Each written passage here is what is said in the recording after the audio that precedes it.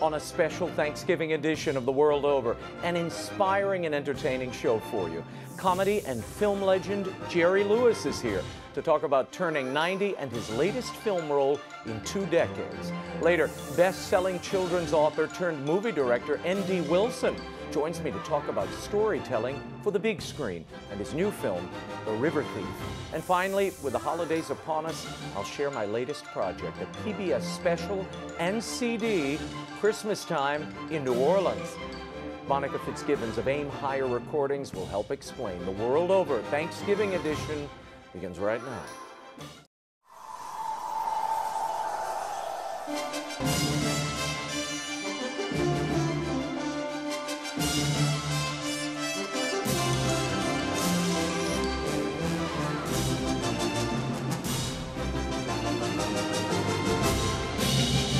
Now, from Washington, D.C., Raymond Arroyo.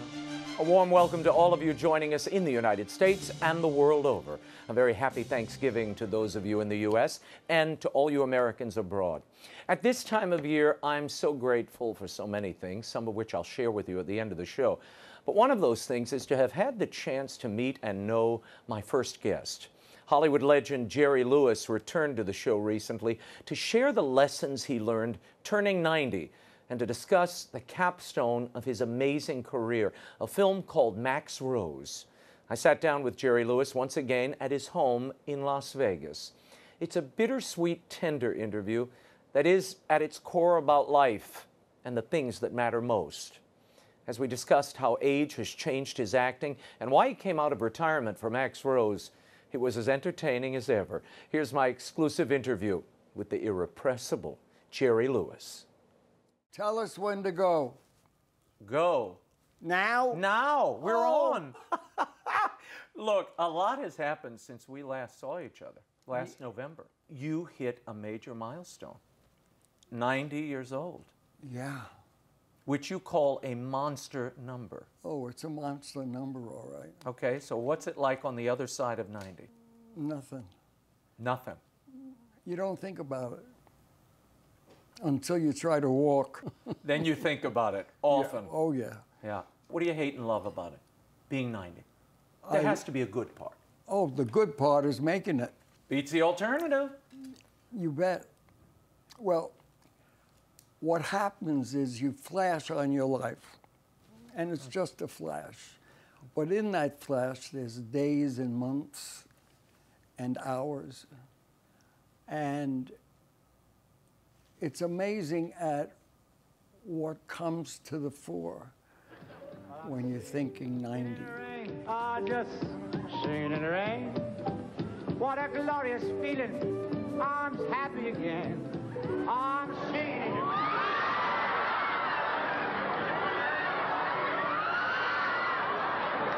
Singing in the rain.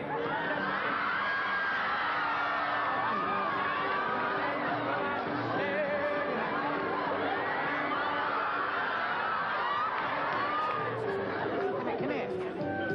You're gonna sing the same song.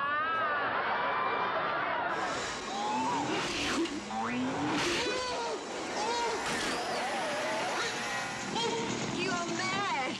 Oh.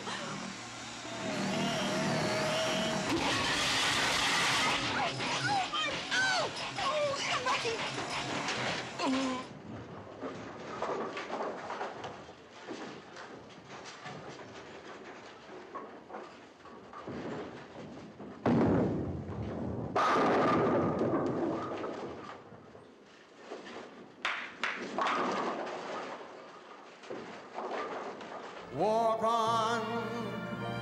Walk on with hope in your heart, and you'll never walk alone. You'll never walk alone.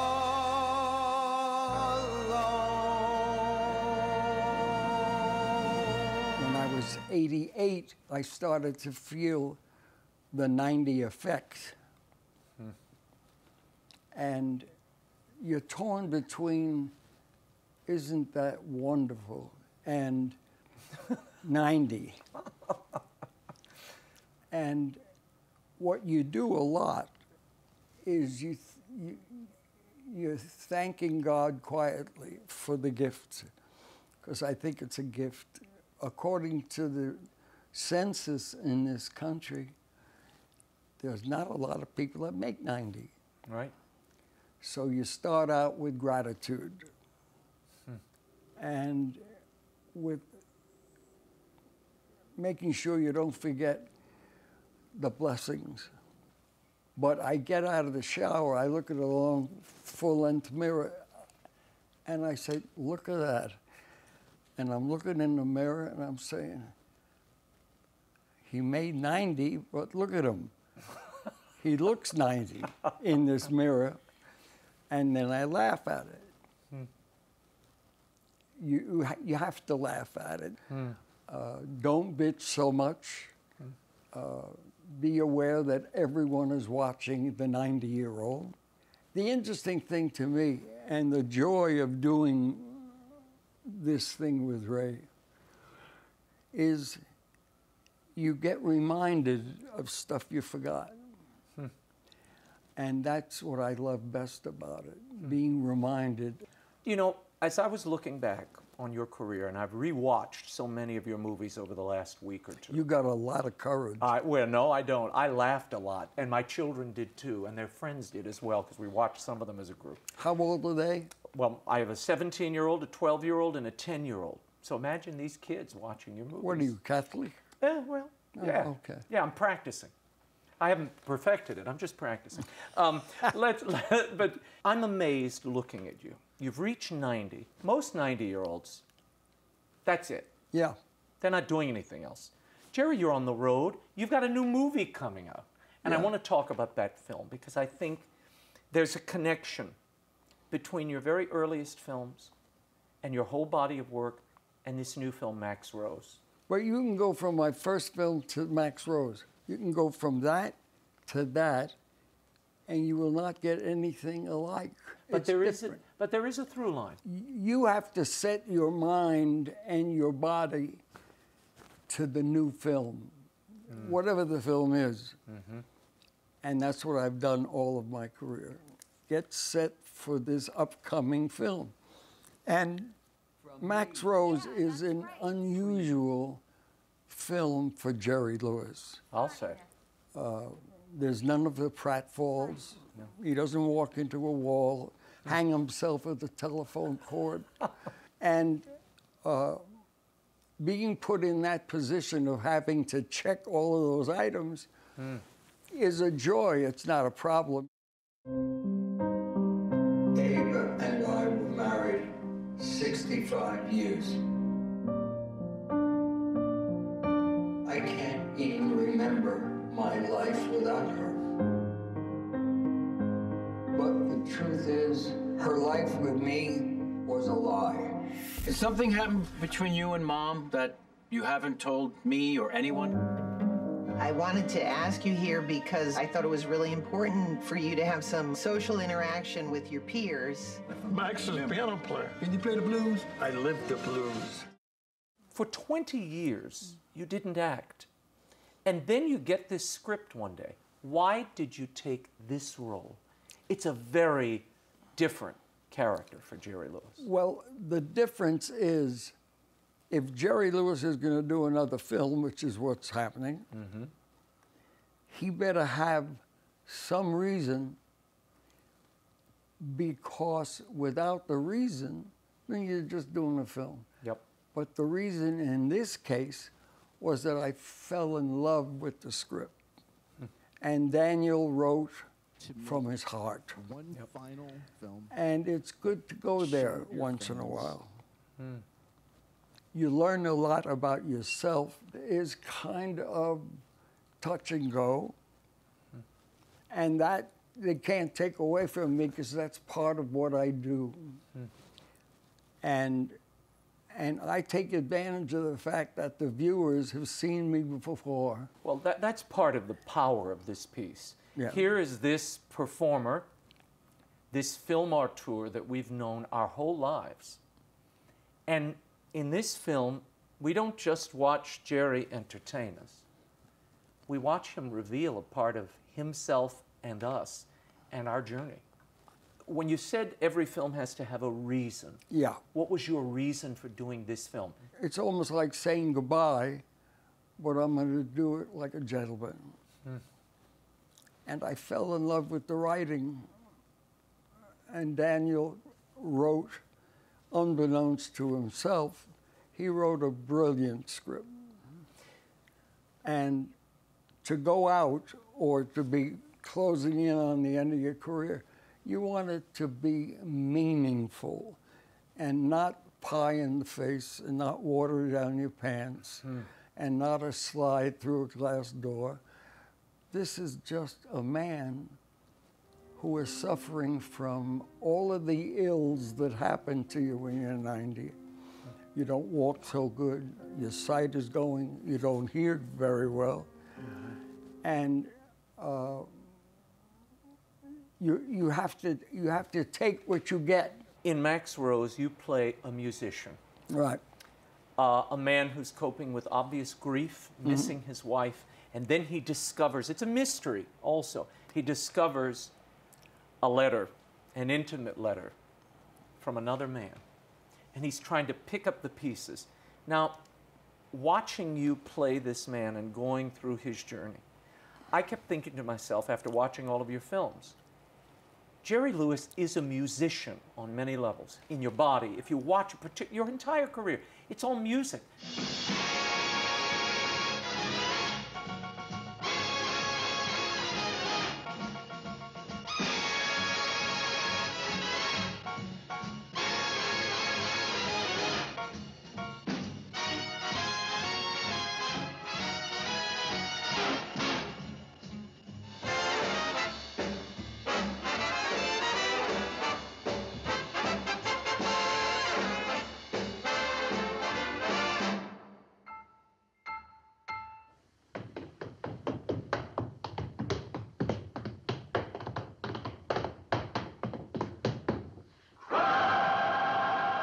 The timing of the gags, the slapstick, and I know you, as an editor, as a director, as an actor, it's all choreographed.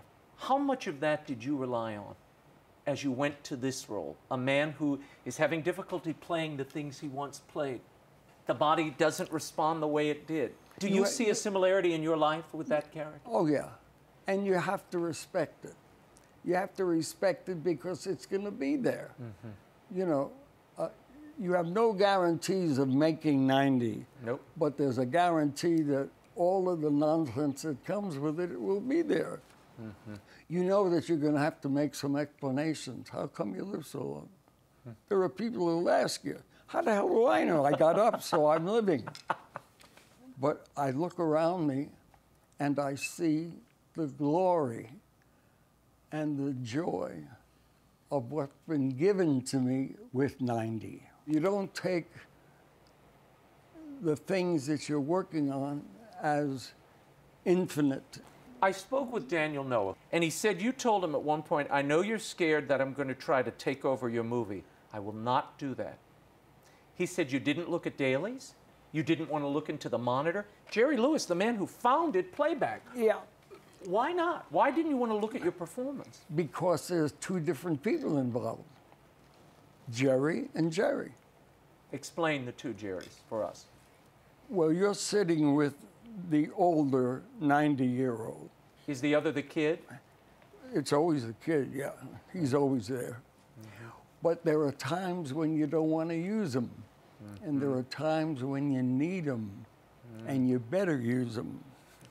That's to save your ass because you screwed up over there. And it gets complicated and frustrating because you want to get to it sooner rather than later. And at 90, you're really working at a dangerous level because you can't guarantee you'll be here Thursday. You have to watch what you're doing and why you're doing it.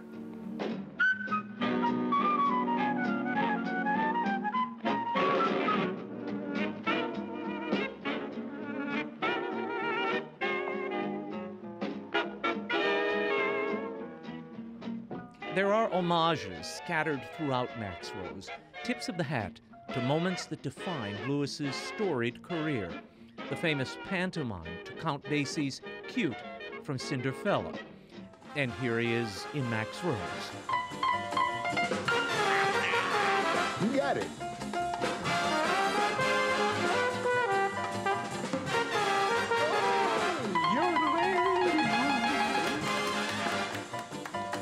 Lewis sings the tender song Somebody in Max Rose. Oh, it's wonderful to care for somebody, and the most you have to give is your love. But he sang that song first In a cabin in 1960. or a castle, even though you rise or fall, without somebody, you're nobody. You're nobody at all. There are flashes of the kid in this movie, flashes of him. I almost saw them as memorials and remembrances of so many of your performances from the past. They're interjected in, they're very natural, but they're there. But then I was struck by the stillness of this performance, Jerry. You have never been this still, I think, at any point in your cinematic career. No, I never have. Was it difficult? Yeah, How did you pull it off? by not worrying about it. Meet it when it meets you and take care of it. That's it. You went to deep places here that I have not seen. I mean, people mention King of Comedy, and that is a great dramatic role. But you don't plunge the depths that you do in this movie. No, because the depths that you're plunging into in this one are almost natural. They're coming to you. Yeah, the things you're dealing with in life. Max Rose came to me at a time when I didn't think I would do a film. And that's what really excited me. You told me once when we were last together about seeking your father's approval. You would show him your films and say, did you like it? Did you like it? And he said, it's okay. And you said, what do I have to do to get your approval? And he said, when you do a performance from here and not here, then you'll get my approval. Have you done that performance with Max Rose? I think so. I think my dad will be proud of the fact that we've gone another way with the guy that will go another way. Then, on the other hand, there are times when I want to go for it and it ain't there. It ain't coming. Is that frustrating? Frustrating. You want to kill somebody. Did you ever see somebody eat wallpaper? Frequently, yeah. I've seen a lot of your movies. Yeah, right. You got it. You got it. Daniel said you shared with him that you believed your father sent this script to you. It made him feel good. So you didn't believe your father sent this to you? I don't believe he read it. Yeah, but it was an opportunity for you to do a very different type of character. Right. And to show us a different part of Jerry Lewis than we've ever seen on screen. And hoping that my father didn't say, stop, that's not him. You took the offer. It's like Annie said, this place is very, very expensive. You selfish little putz. Okay. Great to see you, as always. Who'd you sell it to? One of your big shot friends? No. Maybe you bought it for yourself so you could go and get another wife and a bunch of kids that you don't take care of. I take care of my kids. Like you cared for Annie? I care about you, Pop. I don't want to fight. I don't need you to care for me. Okay. Okay. We gotta deal with this. Deal with what? I'm not angry at you, Pop. I love you.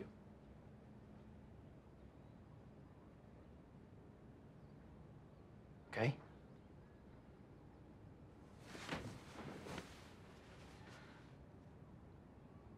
I love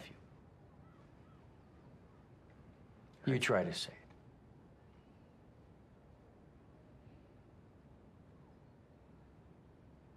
I love you.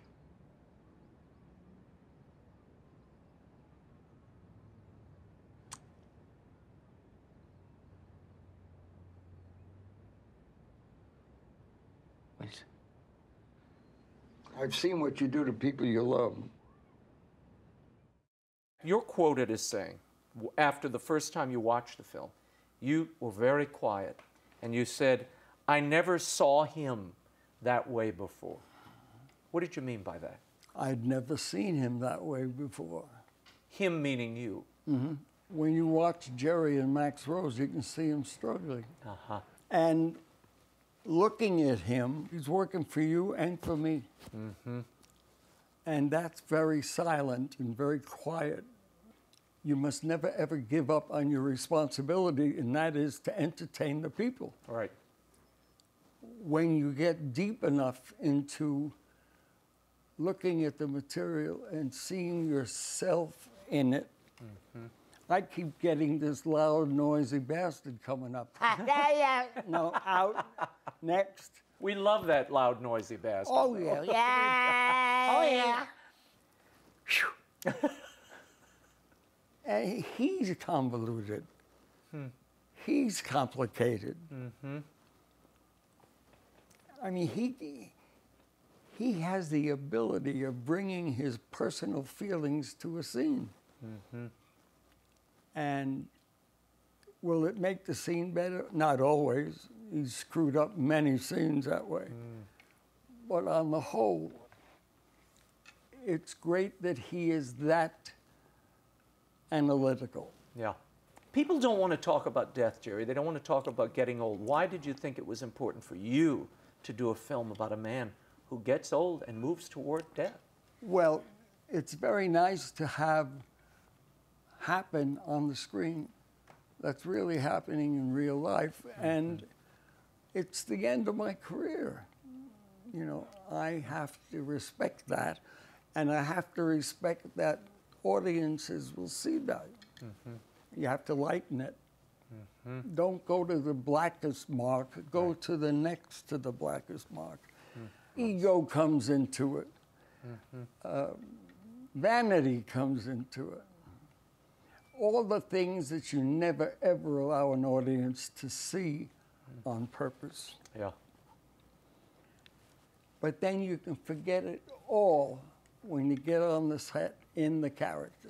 When I watched it, I thought, this is a brave man. But no, because it would be very easy for you to lay back, to do what so many other comedians have done, which is they do a little cameo, they do what they're known for, and they go away.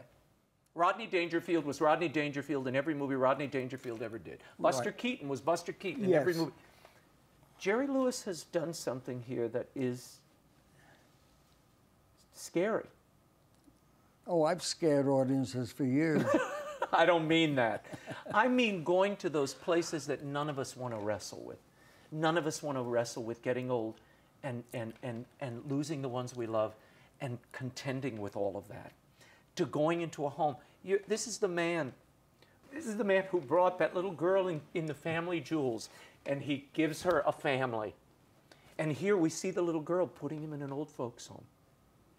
That's a big journey for an actor and for an audience. Did you consciously say, this is the journey I'm going to take them on? No. I had to stay very, very solidly ensconced in the role so that I don't do that. So that this doesn't take me to a place that shouldn't be taken at that time. Right. But you as a performer, you as an actor, had to make a decision when you first got that script. You knew what that story was about. They don't want to talk about getting old. They don't want to talk about losing anybody. They don't want to think about death. But there's a lot of people that do.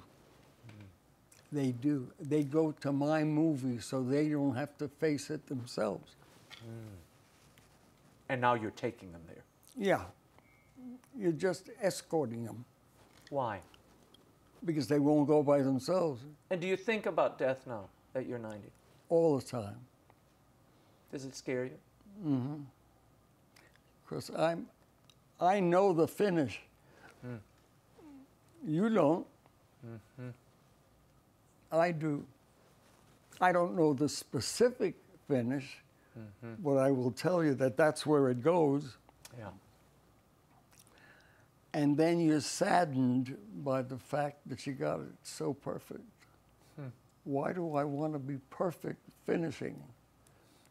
Well, because a true actor will go back to where it was terrific as often as he can go, till the director says, we've shot that 3 times. There's a beautiful monologue about dreams that I found out from your director. He didn't write, you improvised. Right, which I did a lot of, but that was not in the character. What I did a lot of was Jerry sneaking into the role so that I never lose him. I never ever wanted to lose him. I wanted to put him on hold until I really need a heavy hit. And that's part of what Jerry's magic was. An audience never knew where he was going. And he didn't know a lot of times. And he had the courage to go for it anyway. And he trusts his instinct. He trusts it like crazy. And if it works, he'll trust it again. You cannot overdo perfect. If you do perfect, leave it alone.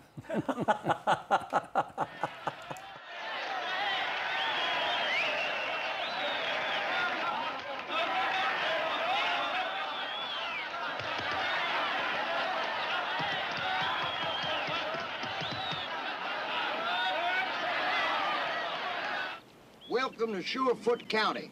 You were zipping right through that like you were a land-to-air missile. Would I be too pushy, sir, if I asked for your license, please? I'm sorry, officer. I don't have my license. You don't have your license with you. How about that? I'm gonna have to ask you to step out of that car. Step right out of that car. That's a fine car. Right out of that car. Now, slow and spread them. Turn around and spread them, man. Just spread them. Get those hands up there. I'm checking out. I spread. I just got it.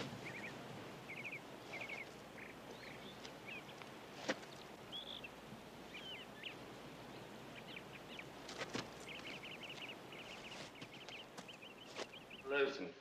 Try this. Ah. Ah. Oh. Ah. E. E. Ha ha.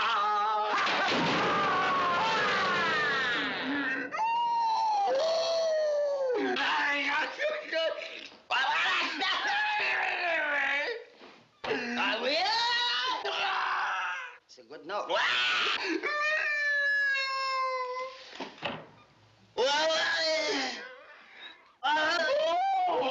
There are girls just ripe for some kissing, and I mean to kiss me a few. Do you think that's why the audience has stuck by you all these years? Because you just said it. He trusts his instincts, but he doesn't even know where he's going. We don't either.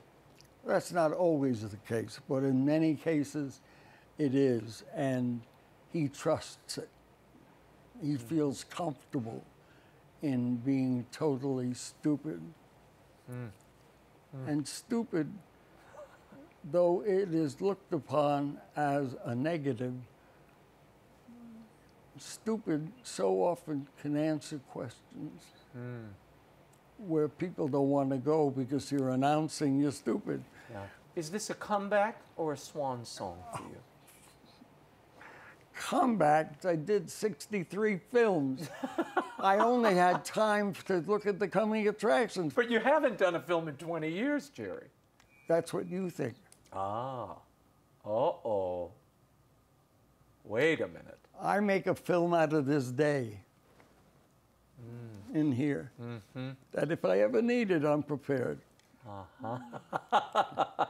Can I watch some of those with you yeah, sometime? sure. Okay.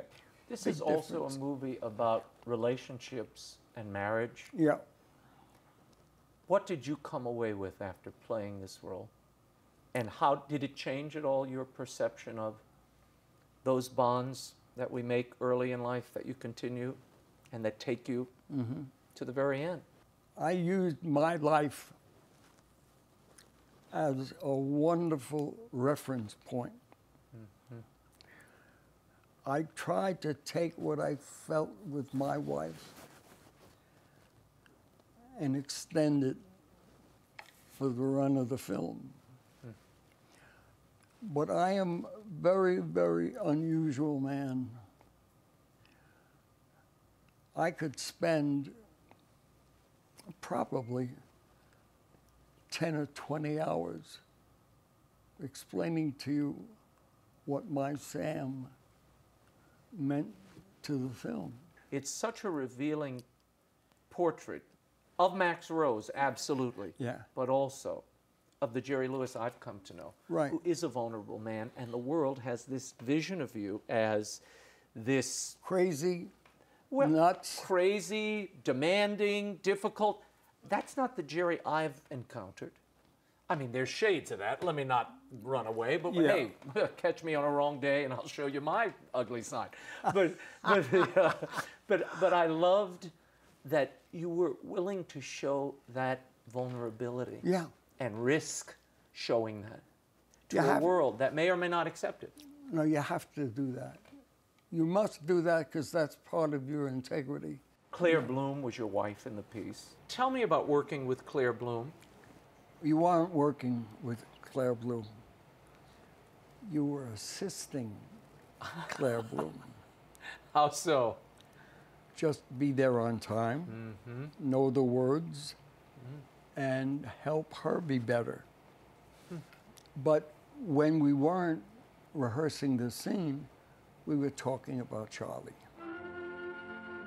Claire Bloom worked with comic legend Charlie Chaplin in his 1952 film, Limelight.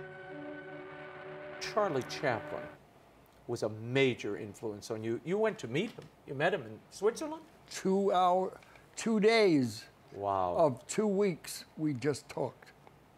Huh. And in his discussion with me, he would refer to me as the newest catalyst. And he was very impressed with how impressed I was. Huh. And I'm talking to the man about the man. Wow. Now you know how I feel. Touche. That's right. Now you know how I feel. Well, that's a great compliment. Thank you. I want to thank you for this glorious performance in Max Rose and for revealing so much of yourself to us and on the screen in the film.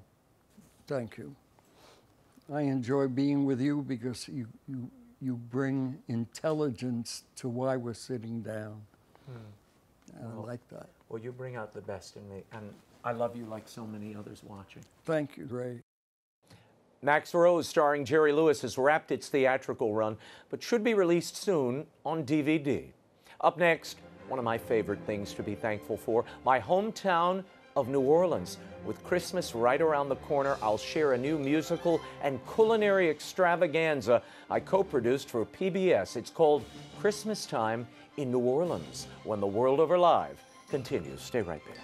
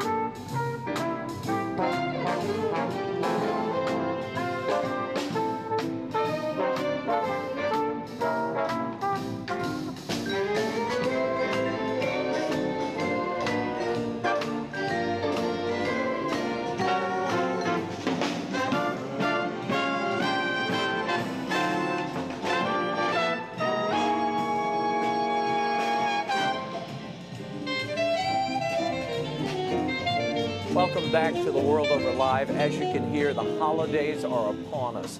And there's a project that I've been waiting years to tell you about. It concerns two of my favorite things, Christmas and my hometown of New Orleans. The spirit, faith, and the traditions of this special place are captured in a new documentary and CD called CHRISTMASTIME in New Orleans. It's a love letter to the city and her people. The fact that it's set to make its premiere on PBS from now through the new year seems like perfect timing.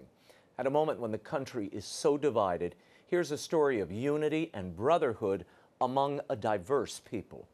As a community, 7 distinct nationalities have created food, music, and traditions that are the envy of the world through a shared faith.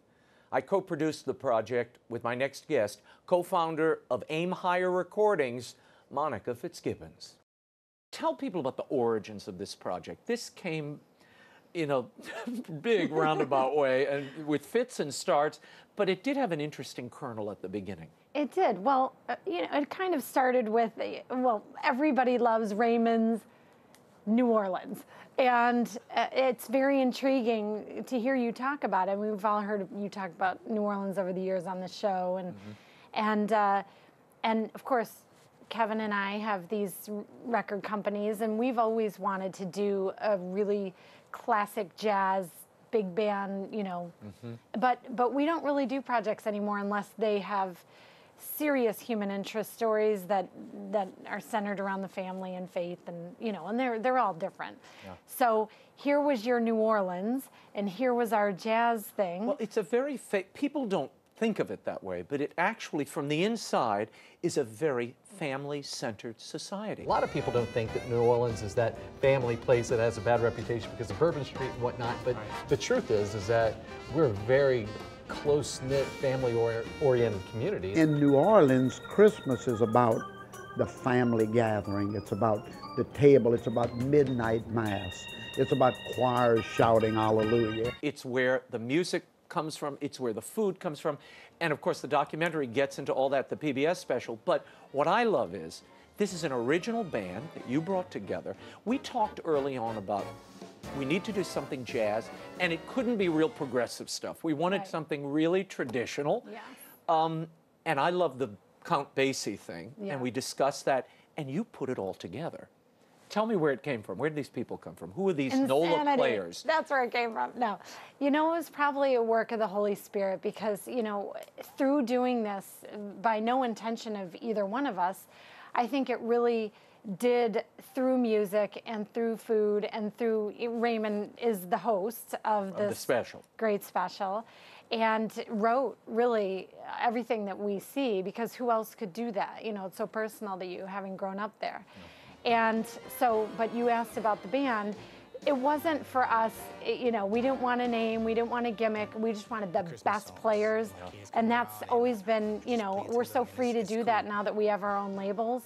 So we went in and got 18 of the literally best jazz players, and from the birthplace of jazz. Yeah, well, I want to share a little of this with you. This is Terrence Taplin, who's actually, I think he plays the trombone in it, but he's also a trumpeter.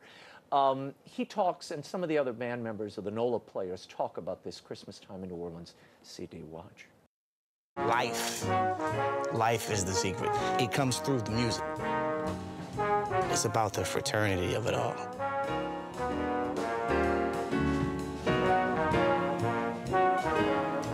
Every time I see him, it's all love. You know, everybody feeds off that. Right, exactly.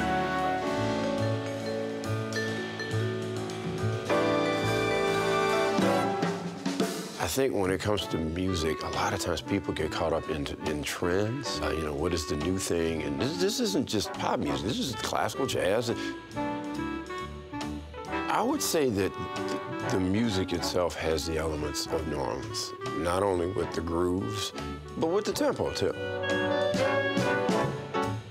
Community of musicians playing together with New Orleans, which has its own sort of holidays that they celebrate. And so Christmas, there's its own traditions that New Orleans has. So I think that New Orleans will put its own spin on it. And that's what this record has.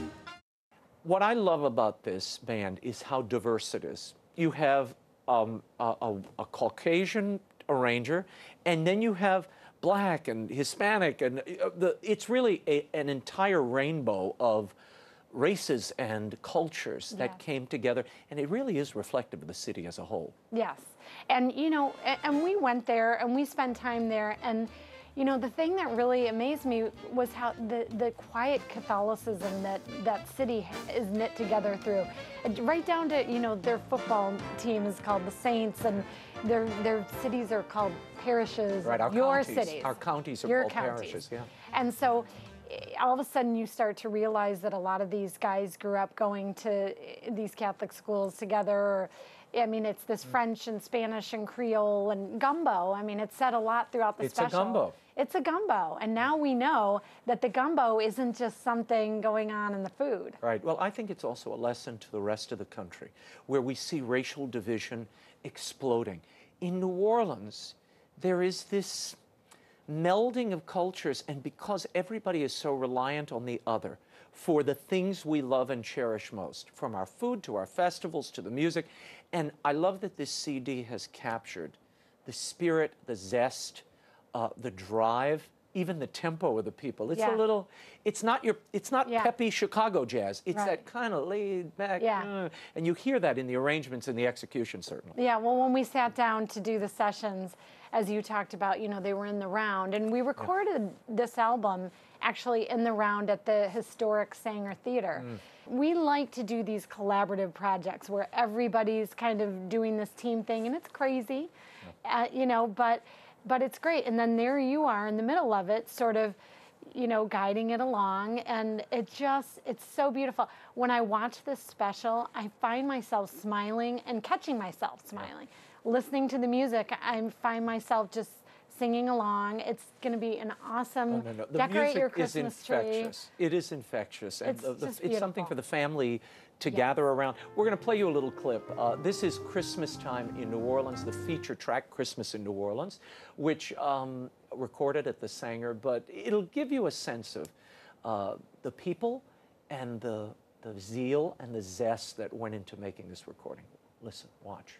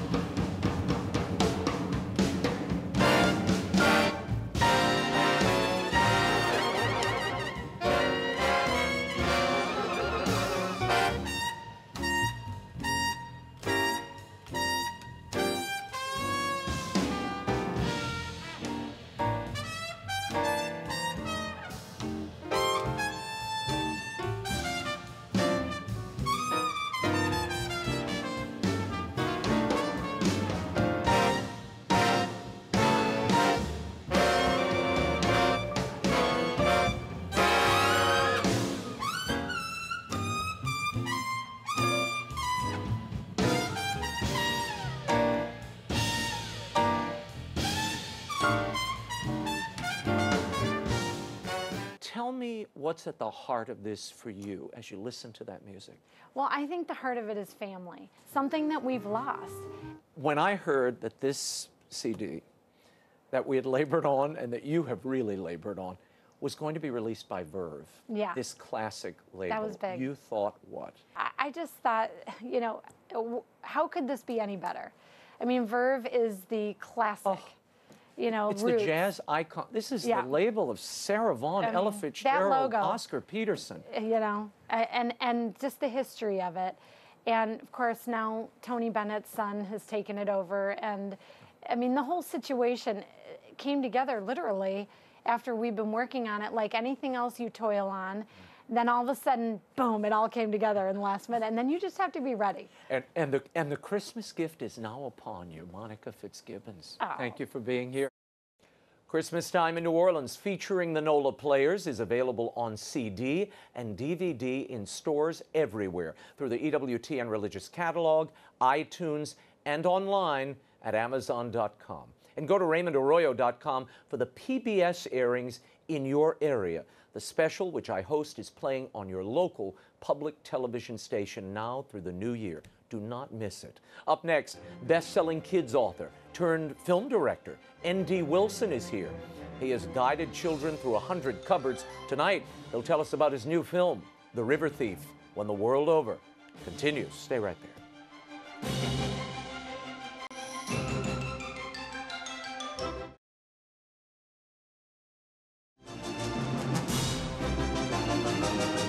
Now, once again, Raymond Arroyo. Welcome back to the World Over Thanksgiving 2016 edition. He's the best-selling author of 9 kids' novels, including the 100 Cupboards trilogy, the Ashtown Burial series, and most recently, Outlaws of Time. But tonight, he's here to talk about storytelling of a different sort through film, and the new movie he directed called The River Thief. Here's my exclusive with N.D. Wilson. So Nate, tell me about The River Thief. You have Diz, who is this kind of grifter who roams in and out of towns along this river. Why did you have to make this film now? I had to make it now because, well, I had a dream. It sounds cheesy to say, but I did. I actually... Sounds like Gypsy. I had a dream. I did. I dreamt the film, and I knew my locations. The whole film or a few images? Film, like the film. Wow. Walked into my producer's office the next morning, told him the film, and it was inspired by The Thief on the Cross. Dismas? Yes, St. Dismas, and I wanted to do a modern, contemporary Huckleberry Finn Thief on the Cross retelling, and so it had to be right now. It's a gripping story, and it pulls you in from a number of angles. I mean, he meets Marty, this grandfather of this girl. They meet at a diner, and it's an act of generosity that really pulls him in, throws his world off kilter. Absolutely. He is the thief. Yeah. He's used to taking what he needs. He thinks the world owes him because he's had a really hard life. Mm-hmm. And he meets Marty, played by Tommy Cash, Johnny Cash's brother. And Marty does what my own grandfather always has done, and which is to give, and to give completely selflessly to people who are shocked by it. It's a scandalous thing to give to somebody who's trying to steal from you.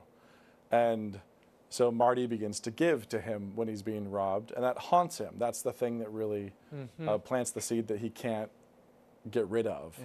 Yeah. And he's trying to, through the rest of the film, he's trying to account for that. Now, here's what I found astounding after watching this. You wrote and directed and shot this movie in 3 weeks.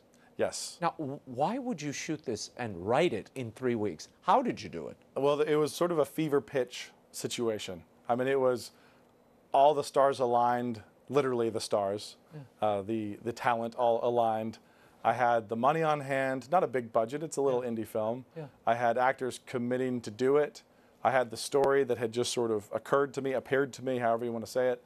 And they all had to leave and go off to other movies and TV shows. So there was this window where we're going to do it now or in a year. And I thought, well, I know the story, I know my locations, I don't have to communicate to a director, I already know everything about this, I think I can do it. My producer thought I was a little bit crazy, but then I sat down and wrote the script. And how long did it take you to write just the script? 3 days. So 3 days for the script, and then sent it to talent as they were on their way to locations to read on airplanes and begin the roundtable process and dive in. It was a rodeo, and it was a blast. It was an absolute blast. Now, there are inflections of magic in this natural setting, which is beautiful and haunting. I would argue it also comments on the action, and the nature almost becomes another player in this drama. The goal is for God and his reality and his creation, his landscapes, to be a character in the film, and to comment on the smallness of our own lives and adventures as you pull out of this little petty struggle into massive desert landscapes. The opening shot begins in the sky, descending down into this narrative, river. And the last shot is an ascension out, the same river, the same desert. And yes, I wanted the landscapes, and I wanted this magical world in which we live to be very much a part of the story. How did the novelist in you and the children's novelist in you enrich and enlighten this work? Did it? It did.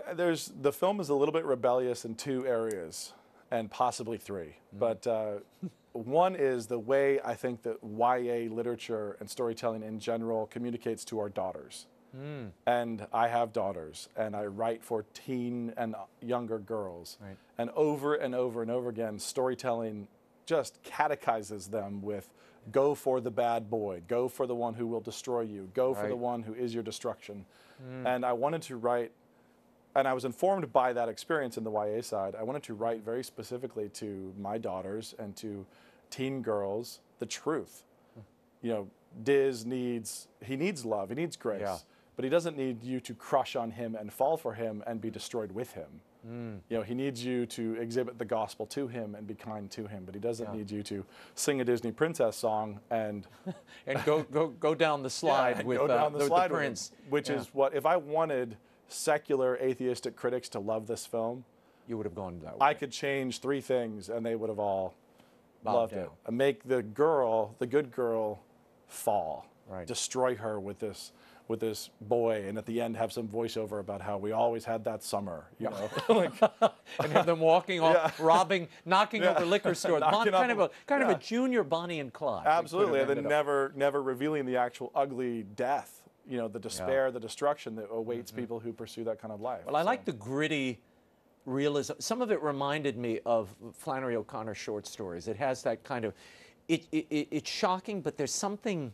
real. There's also something of your milieu here that you see in the Ashtown burials. Yeah. It has that abandonment, these kids on the run, they're caught in kind of shabby places on the edges of the world most of us occupy. Why is that appealing to you? Because it's this world. You know, one of my big agenda items is opening people's eyes to the reality in which they live. We're very numb to it. And trying to get kids or viewers to wake up to the periphery of what they're used to just dodge the calluses slightly, get to the nerve endings that are still awake, and write the stories into those locations to wake people up. I mean, that's a big part of it. Now, this is a film about gritty grace and the promise that all of us have and the opportunities we miss. Now, before I can't reveal the ending, I won't do that to you. Did you wrestle over this ending? This is not, I mean, you already alluded to it. This is not the neat Hallmark special, you know, Twilight ending that everybody, you know, kind of expects in this genre. Did you wrestle over going there? No, maybe I should have, but I really didn't, because I knew that the truly satisfying ending was going to be the truth.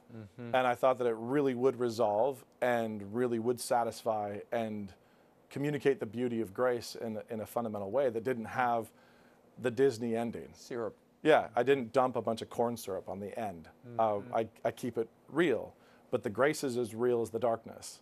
And one of the things I think that storytellers do is they either make the grace metaphorical when the darkness is literal, or in Christian filmmaking, faith filmmaking, they make the darkness very, very metaphorical. It's not real, it's not that scary. It's a stand-in for and they try to make the grace literal while the darkness is metaphorical, and I want them on the same plane.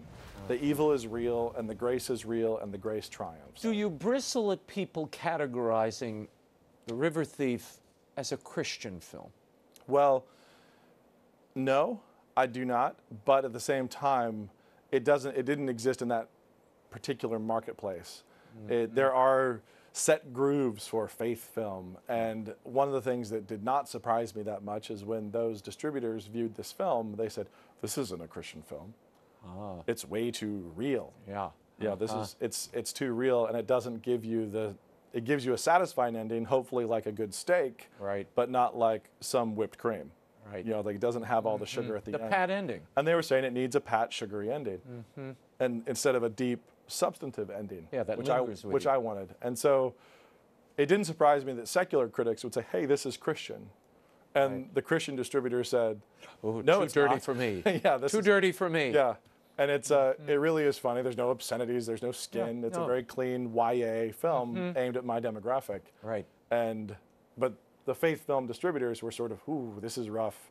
This is tense. Edgy. This is tense and edgy and a little too intense and exciting.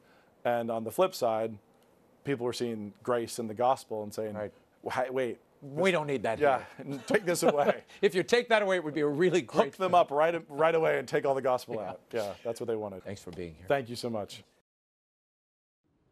Some places change things. Some people, they can put a mark on you that won't ever wash off. Do you like me? Girls betting on guys changing is like jumping off a bridge and betting against gravity. Hey there, girl. You see a kid go in there? Maybe. I can like something. I can even be attracted to it. That doesn't mean I have to go take it off the shelf and shove it in my pocket. You think stealing gives you control? Well, gratitude gives you freedom. If I stay in this town, I will get killed. I have to leave, and I want you to come with me.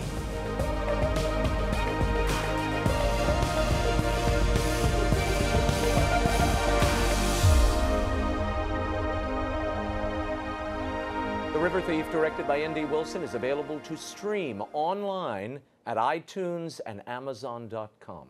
And his latest novel for kids, Outlaws of Time, The Legend of Sam Miracle, is available at bookstores everywhere. Well, before we leave, I want to thank you for your devotion and for being here each and every week. My team and I do this show for you, and with you always in our minds and hearts. I'm thankful to my producers, Christopher Edwards, James Faulkner, and Christina Kelly, for all their hard work, the crew that you don't see, and finally, the men and women of the military who protect our freedoms, and for my family and friends who sustain all of my work. So many blessings to give thanks for this Thanksgiving. I hope you take time to thank all those who touch your life and to thank God for them.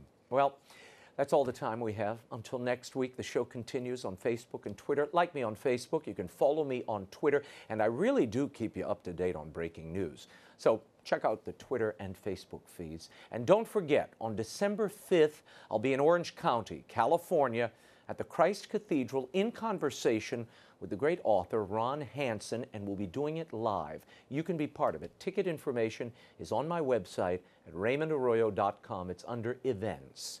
Join us next week. I'll be talking to the mega-bestselling author of the Diary of a Wimpy Kid series, Jeff Kinney, and much more. Until then, we'll be scouting the world over for all that is seen and unseen. On behalf of the staff and crew of EWTN News, thank you for watching. I'm Raymond Arroyo from Washington, D.C. Happy Thanksgiving. Bye now.